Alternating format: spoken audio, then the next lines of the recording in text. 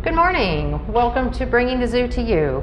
I'm Diane, and I'm going to talk to you today about our small spotted genet, Isa. Isa lives here in the Desert Edge exhibit.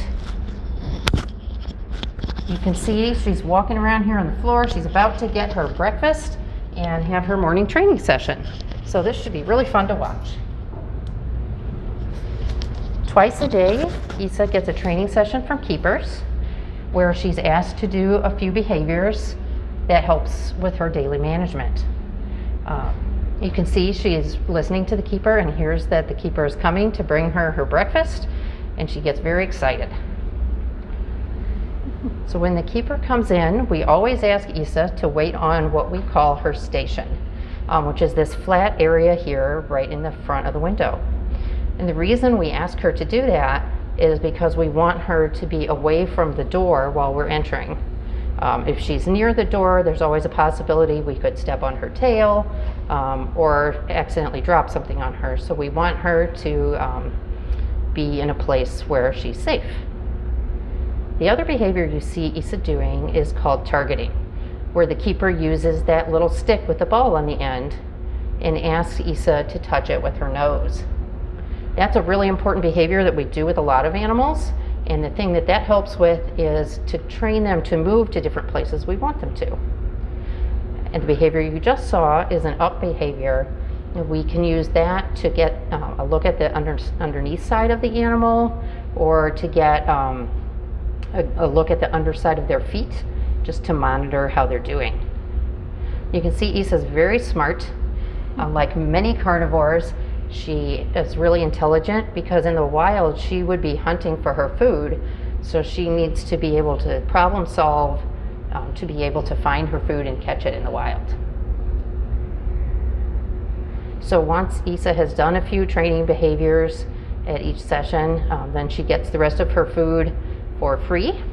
What we can do is we can scatter it throughout the exhibit, and that promotes activity and a more natural hunting behavior, rather than if we just put the food in a little bowl and she can just eat it rapidly.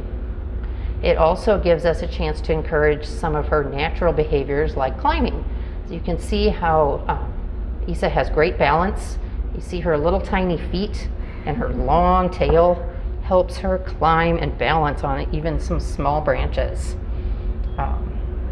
In the wild, genets live in areas that have lots of brush or trees, and they can hide and take refuge in those trees, as well as catching birds. They eat larger insects, and they will raid bird nests and eat the eggs if they find them. So you can see how climbing would be really helpful. We've also provided Isa with some nesting sites. You can see there's some larger cavities in some of her trees where she can sleep when she feels like she wants a nap. And you can see how she uses her tail here to help her balance when she's climbing on these smaller branches. What kind of food is she eating here at Brookfield Zoo?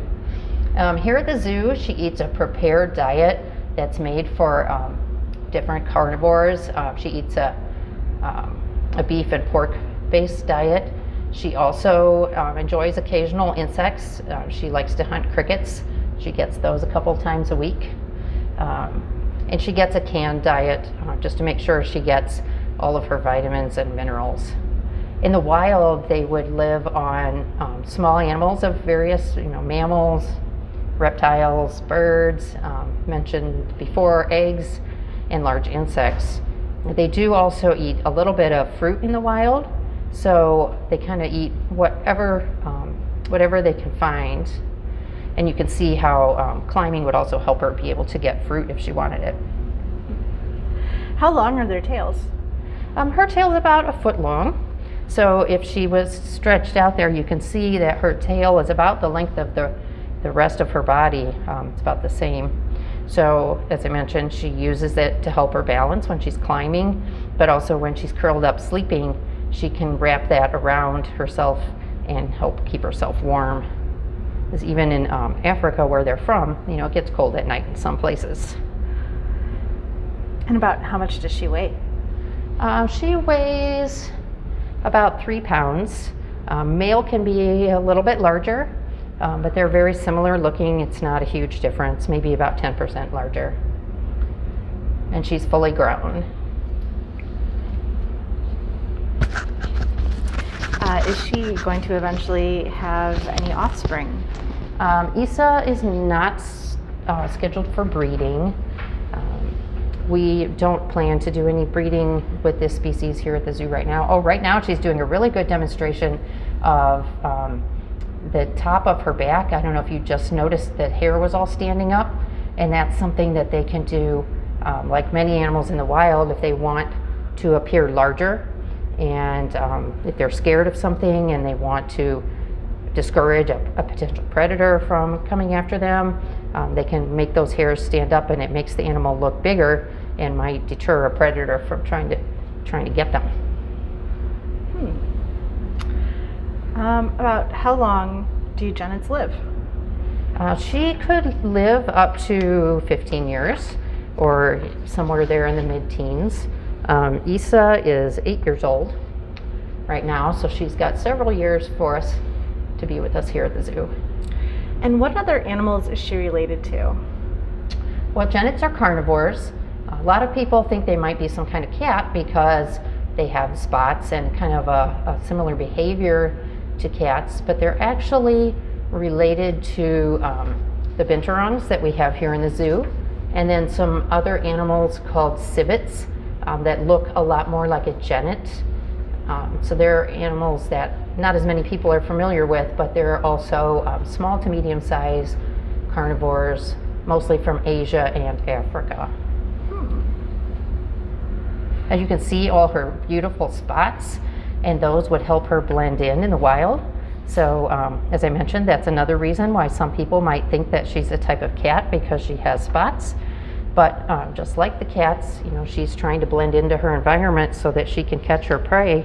So having those little spots really helps her blend into her natural environment and avoid detection from not only predators that might be trying to find her, but also from the prey that she's stalking. It seems like she has the tail of a ring-tailed lemur and the face of like a weasel or something like that. Yeah. She looks like a mishmash of a bunch of different animals. Right. She's pretty cool. She is really cool. I think a lot of people overlook her because this exhibit is a nocturnal exhibit. Since genets are mostly a nocturnal animal, right now we have a little bit of extra lighting to help us see when the keepers go in to feed. We want to be able to see a little better so we can find anything that's out of place in the exhibit. But during the day when the zoo is open, it's kind of dark in there, and she's active, but people sometimes overlook her just because it's nocturnal. And can you remind us what building she's in? Yes, she is over here in the Desert Edge exhibit. So it's not open to the public right now, but we're hoping to open later this year, and people should be able to see her. She's located right across from the Bat-eared Fox exhibit. She moves so quickly, it's hard to follow her sometimes. And she's just, seems like she's looking around for more food right now. I don't know, you can't really tell here, but when she's climbing, this species does not have the same type of claws that a cat has, where they can fully extend and retract, but they're semi-retractable. So she can use her claws for climbing, but you won't see them come out all the way like a cat's claws do. But they are really grippy, and they will help climb the trees and grip onto the bark. Do binturongs have that same type of foot with the semi-retractable claws? Yeah, binturongs also have good claws for climbing. You can see she's going to make herself cozy here in one of her napping places. In the wild, this species does like to sleep up high, someplace they can feel safe and protected. So we do provide her several places here in the exhibit where she could rest and feel like she's sheltered. So she's kind of checking out her napping options right now. It is really nice when she lays there because you can still see her cute little face while she's resting.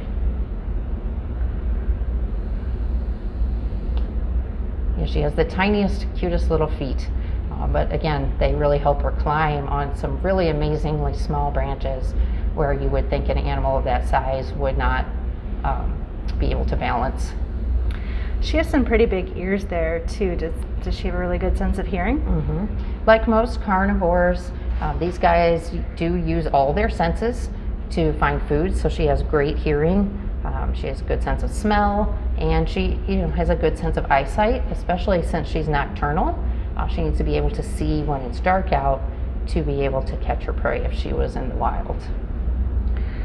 She looks really soft and cuddly. Are Genets good pets? They would be a terrible pet. You could see how excited she got when the keeper came in. They do have lots of sharp teeth, and like all wild animals, she doesn't always know what's happening around her. So if she was to become startled, she could bite someone. That's why when we feed her, we use those tongs instead of feeding her by hand, because it's a safety concern. If something startled her and she bit you, it would not feel good. Also, if you have trouble keeping your cat off your countertop, imagine this animal who can climb and jump like she can. They would be all over your house, and your house would not be in good shape. And it does also look like she's got some whiskers. She does have whiskers. Again, another feature very similar to cats. She uses her whiskers to help her navigate her environment, especially since she's nocturnal and it's dark, there's low light. They are able to help her feel what's around her face and help her navigate. It also can help her when she's trying to catch prey. She can feel their movements even if it's dark and she can't see very well. Are they solitary animals? They are. Another very similar feature to cats, males and females always live separately. The only time they live with another animal is if it's a mother and her babies. They can have up to 4 babies at a time, although probably 2 or 3 is more common. But they only live with their mother for a few months before becoming independent, and then the individuals maintain separate territories. So 2 females' territories would not overlap.